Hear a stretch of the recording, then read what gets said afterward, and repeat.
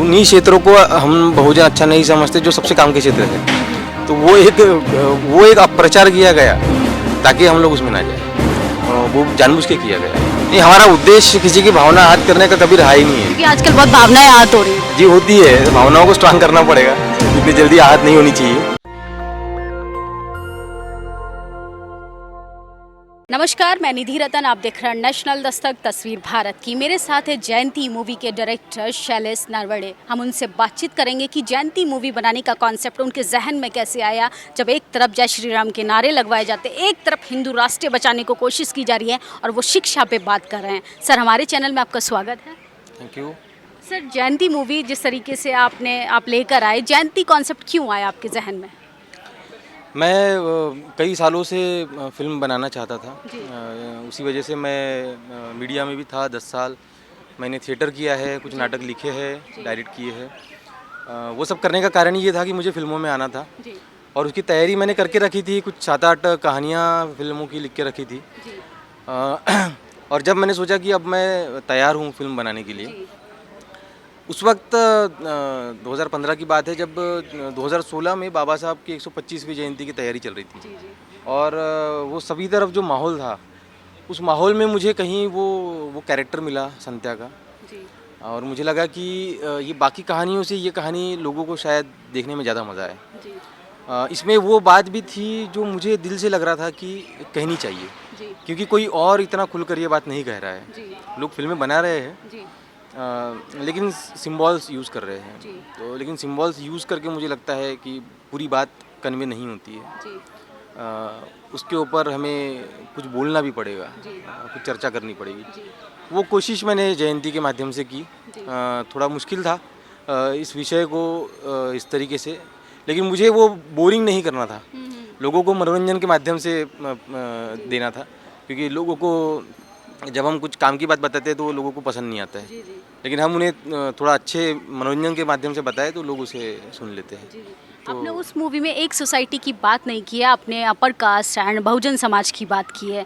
आप क्या मैसेज देना चाह रहे थे? क्योंकि इसका अपोजिट देखें तो हमें समाज में देखने के लिए मिलता है। जी, सभी समाज की बात करने का रीज़न यही है कि जो हम बहुजन एकता की बात करते हैं, वो कोई शब्द से नहीं है सिर्फ। मुझे लगता है कि वो असलियत में तभी उतर पाएगा जब हम उसके सपने सिर्फ ना देखें, हम उसे अपने पर्सनल लाइफ में उसे उतारना पड़ेगा। जयंती में अगर आपने देखा है तो जो इकोसिस्टम दिखाया है, उसमें हर कास्ट का कोई ना कोई आपको दिखेगा और वो सभी एक दूसरे के साथ रह रहे हैं। अगर हम ऐसे समाज की कल्पना करते हैं तो हमें वो दिखाना भी होगा, तभी वो शायद सच में उतर पाएगा। सर, आप कैसे देखते हैं बहुजन समाज की जो भूमिका है फिल्मों में, वो कैसे देखते हैं? जातिवाद को कैसे देखते हैं और उनकी जो भूमिका है वो कैसे देख सकते हैं, क्योंकि आप फिल्मों से जुड़े हैं? मतलब आप इंडस्ट्री की बात कर रहे हैं या इंडस्ट्री की, फिल्म इंडस्ट्री पूरा ऑल ओवर अगर बात की जाए तो आप कैसे देखते हैं उसको? देखिए, फिल्म इंडस्ट्री कोई दूसरे ग्रह पर तो नहीं है, भारत में ही है। और ऐसा बना दिया है, जब पैसा आया फिल्मों में तो किसी एक सवर्ण जाति ही बोलूँगी, सवर्ण जाति के लोगों का कब्जा है, प्रशासन से लेके फिल्मों की दुनिया तक। इस पर आप क्या कहेंगे? मुझे लगता है कि वो कोशिश हर कोई करता है कि चीज़ें हमारे पास हो, रिसोर्सेज हमारे पास हो। है अभी कुछ लोगों के पास में, लेकिन मुझे लगता है कि हमने भी प्रयास करना चाहिए उन चीज़ों को हमारे कंट्रोल में लेने के लिए, बजाय इसके कि हम किसी और को कोसे। वो समय बर्बाद ना करे और वो समय ऐसी चीज़ों में लगाए जो चीज़ें उधर है वो इधर आ जाए। तो उसकी कोशिश मुझे लगता है होनी चाहिए। कहीं ना कहीं आलोचना भी प्रचार है। हाँ, हो सकता है। लेकिन जो बहुजन समाज के लोग स्कूली, कॉलेज, यूनिवर्सिटी बहुत मुश्किल से जा पाते हैं, लेकिन जो एंटरटेनमेंट की दुनिया में आना चाहते हैं उनके लिए आप क्या कहेंगे? क्योंकि महज इस क्षेत्र को अच्छा नहीं समझा जाता है। वो अच्छा क्यों नहीं समझा जाता, ये हमें सोचना होगा। उन्हीं क्षेत्रों को हम बहुजन अच्छा नहीं समझते जो सबसे काम के क्षेत्र है। तो वो एक अपप्रचार किया गया ताकि हम लोग उसमें ना जाए। वो जानबूझ के किया गया है। किनके द्वारा? जिन्हें लगता है कि हम लोग नहीं जाना चाहिए। मीडिया उसमें एक ऐसा क्षेत्र है, एंटरटेनमेंट उसमें एक ऐसा क्षेत्र है, क्योंकि इन क्षेत्रों का प्रभाव बहुत ज़्यादा है। आप एक समय पर एक ही बात कई करोड़ों लोगों तक पहुंचा सकते हैं। तो आपको क्यों लगता है कि मतलब हमें क्यों बताया गया है कि ये बुरे क्षेत्र है, और जिसने बताया वही वहीं पे है, वही सब कुछ कर रहा है। मुझे लगता है कि ये हमने अपने बच्चों को बताना होगा कि जैसे हम इंजीनियरिंग और मेडिकल और ये सब एक करियर बताते हैं बच्चों को, तो फिल्में और मीडिया भी करियर के जैसा ही हमें बच्चों को बताना होगा, ताकि वो बच्चे बड़े होकर उस इंडस्ट्री में जाने की कोशिश करें। आपने फिल्मों में 2 किताबों का ज़्यादा इस्तेमाल किया, हु वाज सुधरा एंड गुलामगिरी, इस पर आप क्या कहना चाहते हैं? हमने और भी किताबों का जिक्र किया है, दिखाया है। गुलामगिरी अभी भी मेरे पास में है, आप देख सकते हैं। ये हीरो को हमने पढ़ते हुए दिखाया है। शूद्र पहले कौन थे, ये किताब थी। क्रांति और प्रतिक्रांति भी हमने दिखाया है। तो ये और वो जर्नी है, मतलब हमने कि कौन सी किताब एक ऐसा व्यक्ति जिसे बाबा साहब और महात्मा फुले जी के बारे में, शिवाजी महाराज के बारे में नहीं पता है, तो किस ऑर्डर में वो उन किताबों को पढ़ेगा। वो किताबें अगर आगे पीछे हो गई तो शायद उसे कुछ भी समझ में नहीं आएगा। तो वो पहली कौन सी किताब पढ़ेगा, दूसरी कौन सी, तीसरी, उस ऑर्डर में वो गया है। और काफ़ी सराहा भी गया इस चीज़ को। लोगों ने वो फिल्म देखते हुए उन किताबों को नोटिस किया है। एक तरफ तो संविधान का गला घोटा जा रहा है, उस असंवैधानिक समय में आप इस तरीके की फिल्में बना रहे हैं, आपको लगता है वाकई में बदलाव होगा? मुझे लगता है ऐसी कोशिशें करते रहने से ही बदलाव होगा। कुछ नहीं करने से तो क्या होगा, फिर तो कुछ नहीं होने वाला है। हर लेवल पर, मतलब हर कोई हर समय पर प्रयास करते रहता है, हर पीढ़ी में। हमारे महामानवों ने भी अपने अपने समय पे, उस वक्त भी बहुत लोग नहीं कर रहे थे, कुछ ही लोग कर रहे थे।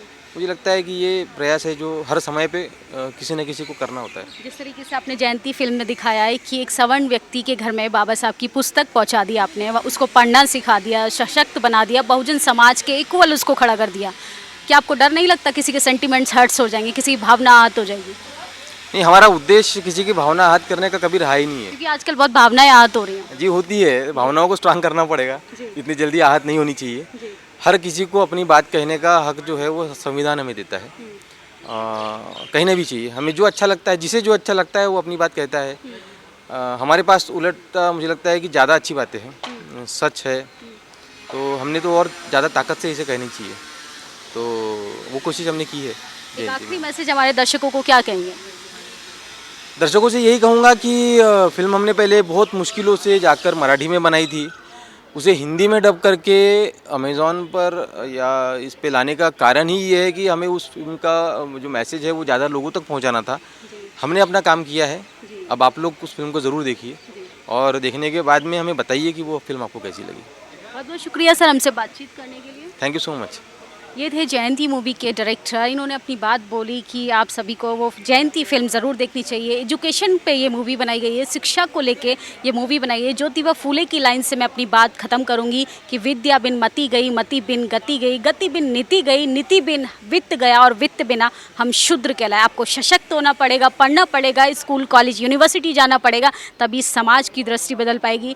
और सर ने एक बात और बोली कि हम लोगों को उन चीज़ों से दूर रखा गया है जिस फील्ड में पैसा है, जिस फील्ड में प्रोग्रेसिव है, उन चीज़ों से हमें मंदिर मस्जिद के मुद्दे में उलझाया गया। अब आपको तय करना है, आपके लिए शिक्षा जरूरी है कि मंदिर का मुद्दा। हमारी बातचीत आपको कैसी लगी, आप अपनी प्रतिक्रिया जरूर दें। शुक्रिया। नेशनल दस्तक की आपसे गुजारिश है कि अगर इसको बचाना चाहते हैं तो नेशनल दस्तक को सब्सक्राइब करने के लिए रेड कलर के सब्सक्राइब बटन को दबाएं, फिर बेल आइकन की घंटी दबाएं। नेशनल दस्तक को बचाने के लिए बहुत जरूरी है कि हर खबर को शेयर करें, लाइक करें, कमेंट जरूर करें।